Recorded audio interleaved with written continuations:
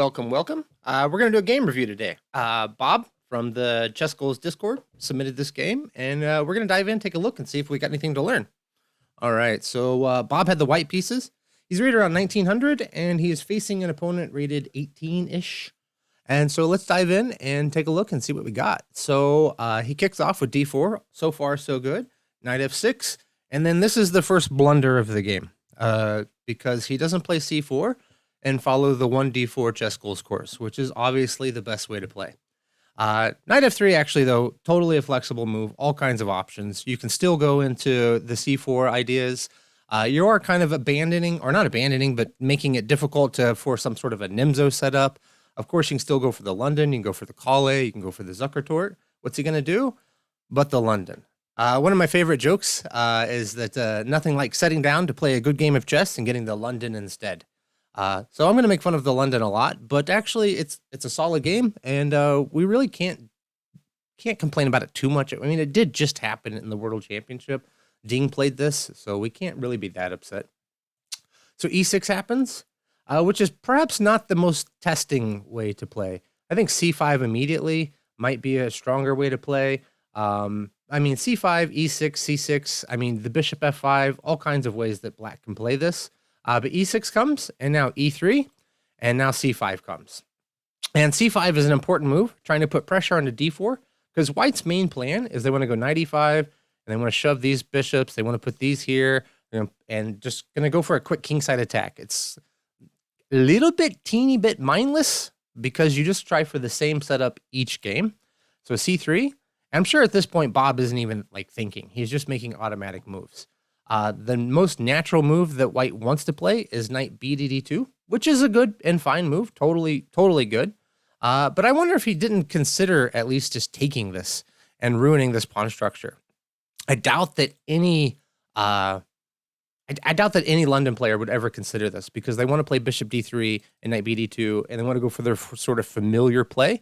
Although this knight is just strange. It definitely wants to be here, trying to defend against this e5 square, which is where white would love to set a knight. But this knight coming out here, already a bit out of play, and white already has dreams of getting this knight onto e5.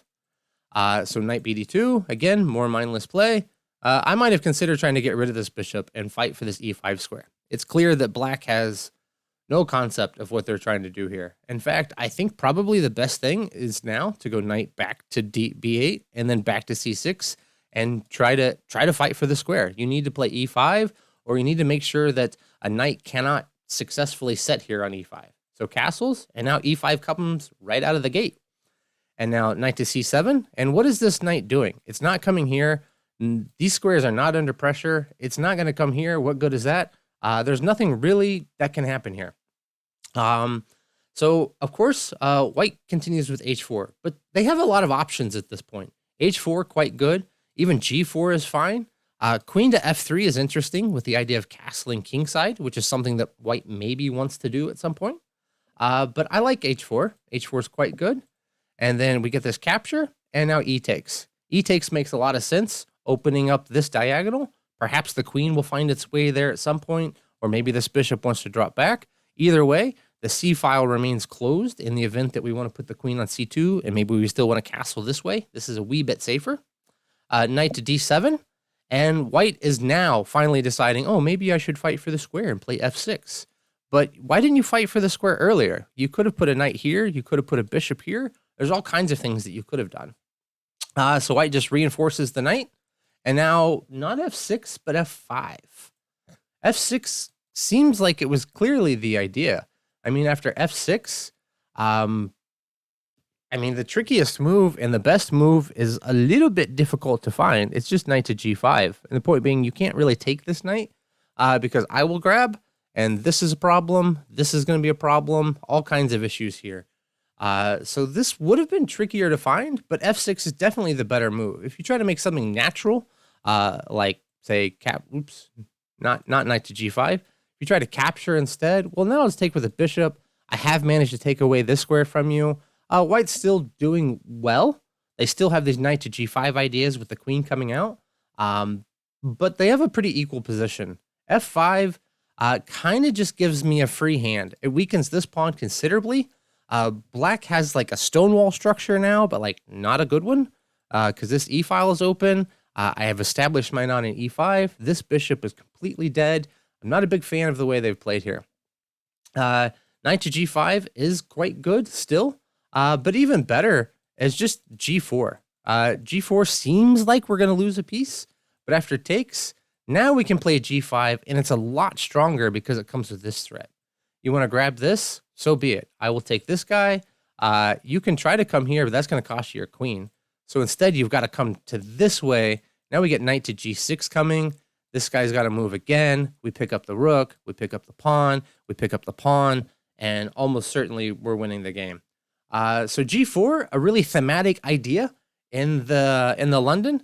I'm surprised that a London player wouldn't at least consider this idea because it is sort of one of the main attacking options, especially when this pawn is on f5. But knight g5 came instead. And the problem with this move is it allows the capture of the knight on e5, and we don't get to replace it with another knight. I don't like this taking with the pawn. Usually you take with the pawn because you're trying to kick a knight out of f5. Or sorry, not f5, but f6. And this knight is not coming here at all. I like this much better. And if you try to go put a knight here, so be it. I'll play h5. You're too late with this move because I'll just grab it. And this is mate coming to a home near you. If instead you try to grab this guy, well, I can take here. Still major problems. You need to go bishop d7. I mean, and I can just capture this or I can castle.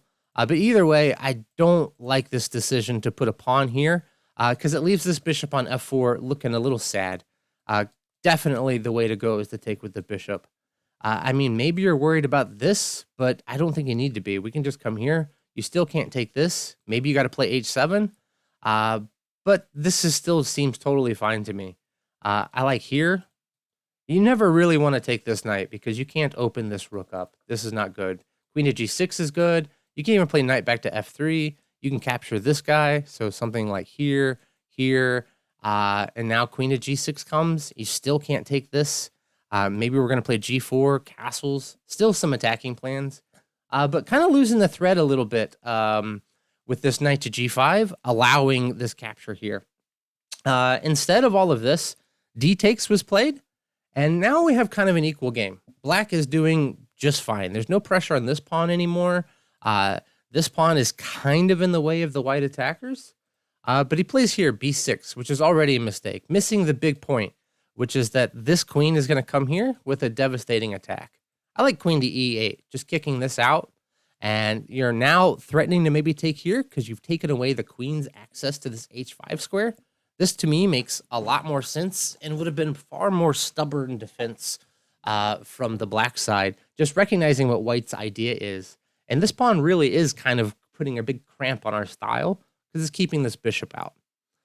Instead, not h6, but b6 was played. And yeah, b6 just missing the point. You don't really want to move this bishop away from here. It does allow this queen to h5, and now you have all kinds of problems. h6, this queen sneaks in, cannot easily come out. We've seen this theme before that you can just let this knight hang. Can't capture it because we take h takes, and this kind of shenanigans is major threats. I mean, you can grab this, thanks for the free piece back. If you're not going to do that, let's say you just make a random move. Well, we can do this kind of cool maneuver here where we have check and we push the pawn, and then this is going to be mate. You can stave it off for just a move, but this is a nice way to go. So after b6, h out, h6 is played, queen g6, can't capture. So you do it anyway and opens this up. But now queen to e8 comes. And it seems like that we've stabilized, but not quite. White still has the bishop pair, and this bishop still blows. This pawn is still quite weak. So even though we're going to go into sort of an in-game type position, black still has a lot of problems to solve. So captures with the rook, takes this pawn, the king comes up, and we grab this pawn. And now we're just up a clean pawn. We have the bishops, and we have weaknesses to attack. And these pieces all seem a bit awkward, and it's not really clear what they're doing. So black has really bungled the play here. First, they didn't defend against e5. Then they didn't defend against this queen h5 trick. They didn't stop this all. Black has really just played pretty abysmally, and white has just got to play from essentially rote memorization. They're playing the standard Queen's Gambit, or sorry, not Queen's Gambit, the standard sort of London attack. And so, but how he finishes off is nicely. Finally, castles, move 20. That's a good point to castle. Rook comes in, we trade down. Black should not be trading. They're not really working on getting their pieces out. This is too late. Queen to f6. This is a bit of a tricky move. I prefer keeping this bishop on. I don't want to allow this bishop to trade because this is a crap bishop. I want to go attack this pawn. So I want to keep this bishop, maybe circle it around here at some point, save these pawns, and I just really want to try to work on targeting this guy. I'm not sure what this bishop f6 is really doing, although at this point, white can kind of get away with just about anything. So here, moves out of the way, now drops the bishop back. But this king is a little bit better than it used to be. It's a little bit further up, and it's preventing this rook from coming in now. Whereas before, when you drop back immediately, say you tried to play the same move, I can play f4, and I still have this entry point to put pressure here, which is kind of one of the points of why the bishop stood well on g5. It's also blocking anything coming down this g file, and I like this a bit better than what was played in the game. f6, nothing really wrong with this, though. Comes up, we move out of the way, the knight moves, and we come in for this. This is nice, because if you capture, we take the rook, we take this, we take this, we take this, and then we march up, we get a pawn, we pre-move mate. Everything's great. Some more awkwardness, but now the rook comes in, and we play this bishop here. Again, it's not really clear what this bishop move is really doing, other than getting out of the way of this capture, losing this pawn. At this point, it's kind of forced, which sort of pinpoints like maybe the bishop didn't belong here, because it doesn't feel like we're making progress. Seems like we've made a little bit of awkwardness, and instead our advantage is in these pawns, and I want to try to find a way to push them or put pressure here, and we're not really doing either of those right now. So bishop to e7 comes, and now king to g7. Not a great move. I like d4. Yes, it sacrifices a pawn, but we don't want to take it because bishop to d3 comes, and we're losing material. And if you can't take this, then I'm going to grab here, and I'm going to get a little bit of counterplay at some point. Perhaps coming with check, I can let this knight even go and get some counterplay here. Maybe this would be an interesting way to play. So say, for example, you try to move out of the way. Well, I can just grab this. You still got to take this. I can play king to f7, kicking this bishop out of the way. It needs to move somewhere, say here. No, we don't want to allow this. So come out to g5. I still don't want to let you take here.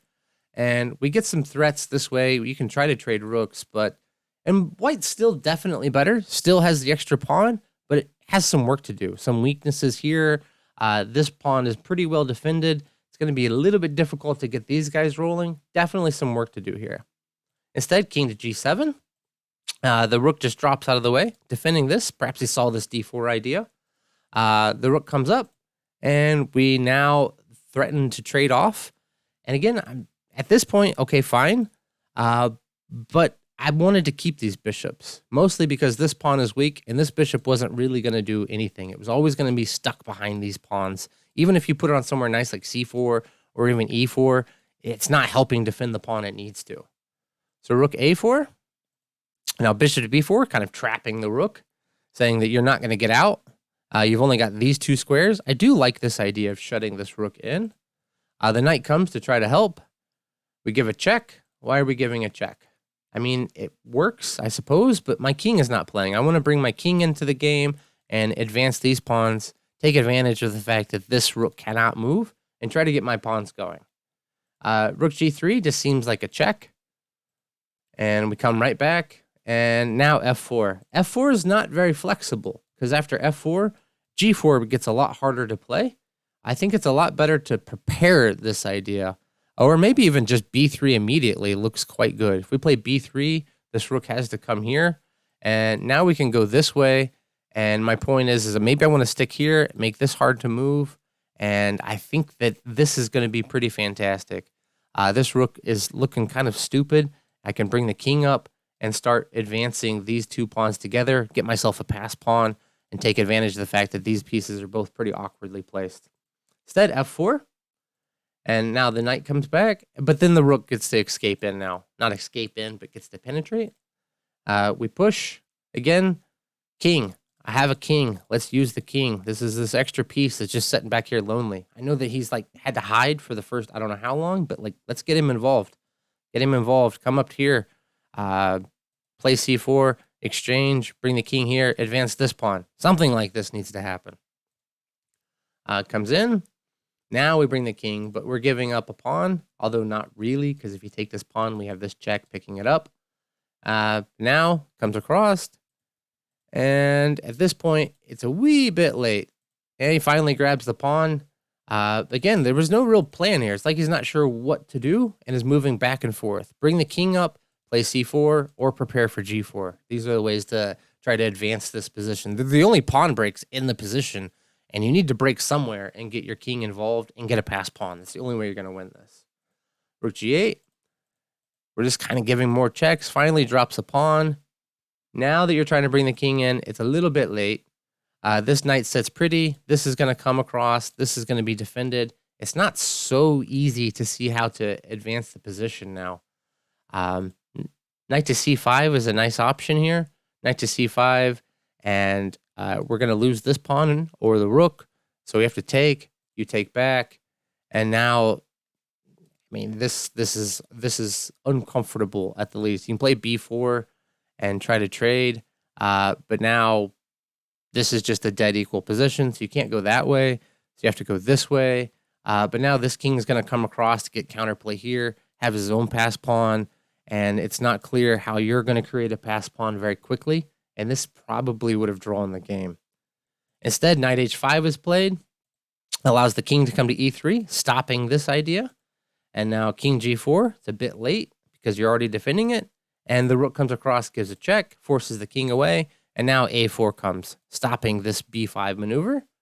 But now, knight c4, we take, and we're back to that same position we were just looking at before, where the rook is now defending. It can put pressure here and pressure here, and white never managed to get a pass pawn going.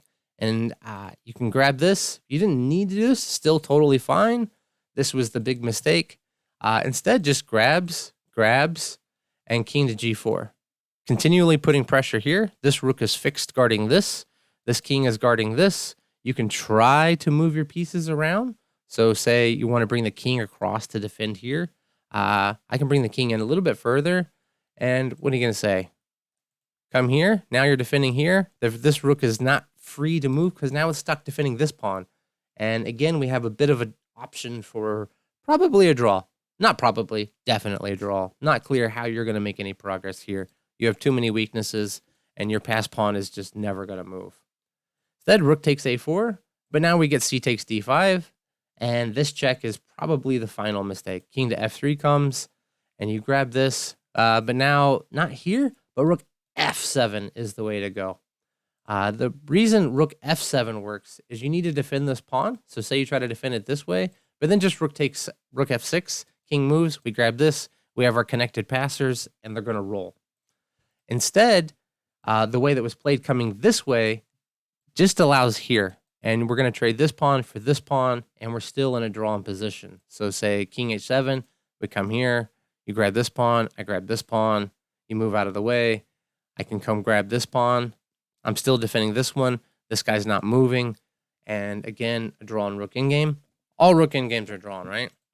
Instead, a5 was played, trying to push, but now it takes and pushes, still fine, and not still fine, because we can still come here and grab this pawn anytime we want. Comes here, king f7, why? Maybe here, I guess king f7 is kind of forced, but I want to go here, defend this. Okay, push the pawn, right? Rook e1, I like pushing the pawn. I mean, maybe not, because now maybe we're not going to win this pawn anymore. All right, but this is still complicated, and we grab, and this should be holdable. These 2 versus 1, this is going to be tricky to win, although the rook doesn't want to be on this side. This is the long side. The rook should be over here. The king should be over here, so we can defend from this rank. Eventually, maybe we'll trade these pawns, and we'd like to have a rook on the 6th rank and set up that classic Philidor position. But here, rook a6 cuts the king off. this king is going to work its way up and eventually come here, put pressure on this pawn, which is going to let the king come up, and we'll eventually take, and now we're going to win this game. King f2, though, and now the rook swings across, but it's a little bit too late. Instead, maybe needed to try to come up to this rank, but this is difficult. Comes across, and again, missing the chance. He's trying to cut the king off, but really he needs to let his own king in and have some pressure on these pawns. So rook to b6, for example, you can bring this guy up, king to e7, and now you're going to hold this position.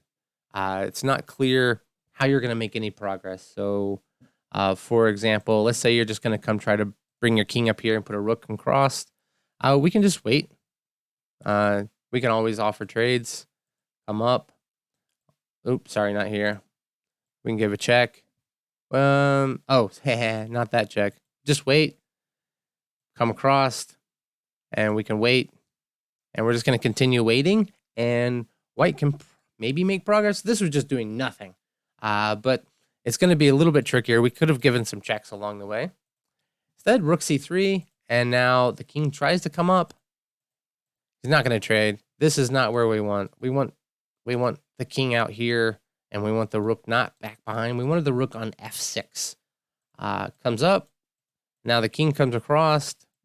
We're fiddling. We got the king where we want it. Yes, yes, yes.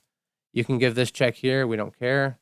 Comes up, defends. Now this is exactly what we were trying to do before. Now it's easy. Now it's just a matter of technique. So we had a nice game here from white. Just getting to execute sort of the standard London plans. And yeah, this was a nice game. Hope you guys enjoyed it and that you learned something from it. And we'll see you around. Thanks a lot, guys. Bye-bye.